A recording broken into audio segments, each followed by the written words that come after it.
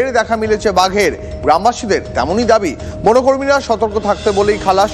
জঙ্গলে না গেলে পেট চলবে কি করে সেটা ভেবেই এখন ঘুম উড়েছে বাসিন্দাদের।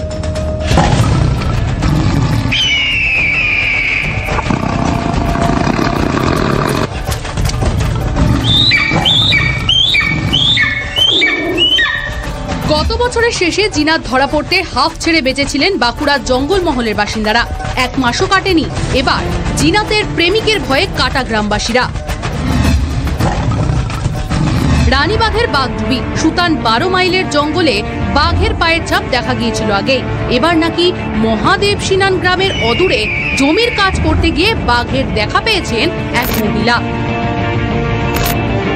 এই গ্রামের পাশেই যে ফাঁকা জমি রয়েছে, জঙ্গল লাগোয়া জমি, এই জমিতেই কাজ করছিলেন একজন মহিলা এবং সেই জমিতে কাজ করার সময় বিকেলের দিকে এই জঙ্গলেই বাঘের দেখা পান তিনি, অন্তত তেমনটাই দাবি। তো দিদিটা তো কালকে ওইখানে কাল্লা বাড়িয়ে ওই কাজ করছিল, তো তারপরে ওর আওয়াজ শুনে বলছে নেক্সটটা আমি দেখতে পেয়েছিলাম, তো ভয়ে আমি ছুটে দিয়েছি। তাহলে আর কি সেই কি উনি কি দাঁড়িয়ে দেখবেন কি?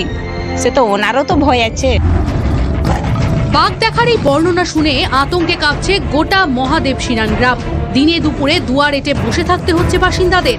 বন্ধ হয়েছে চাষবাস, জঙ্গলে কাঠ কুড়োতে যাওয়া। এই গোটা এলাকা অর্থাৎ রানীবাঁধ ব্লক, বারিকুল থানা এলাকা এবং রায়পুর থানা এলাকা, সারেঙ্গা থানা এলাকা, এই এলাকার বিস্তীর্ণ এলাকা জঙ্গলে ঘেরা।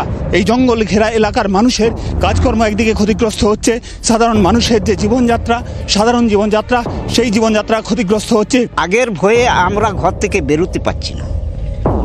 আমাদের মেয়ে ছেলেরা সব জঙ্গলে যায় পাতা তুলতে, শুকনো কাঠ আনতে। আমাদের রাঁধাবাটা ব্যাপার আছে, জঙ্গল না গেলে আমাদের দিন যাচ্ছে না।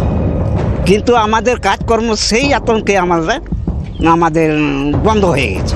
ঘুম নেই কারো, তো হয়তো খোলা আমাদের সেই মানে বাড়িগুলো হয়তো সেভাবে নেই, দরজা কোপারগুলো কিছু নেই, তাহলে সেই ঘুমটাও ঠিকঠাক হচ্ছে না রাত্রে। গ্রামবাসীদের অভিযোগ, দীর্ঘদিন ধরে 100 দিনের কাজ বন্ধ হয়ে রয়েছে।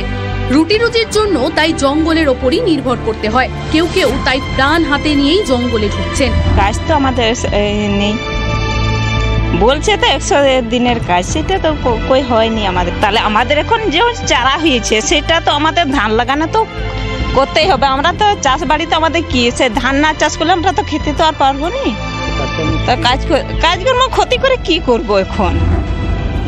বন দপ্তরের তরফে এলাকার মানুষকে অযথা আতঙ্কিত না হয়ে সতর্ক থাকতে বলা হয়েছে। কিন্তু 4 দিন ধরে দাপিয়ে বেড়ালেও জিনাতের প্রেমিককে এখনো ট্র্যাক করে উঠতে পারেননি বনকর্মীরা।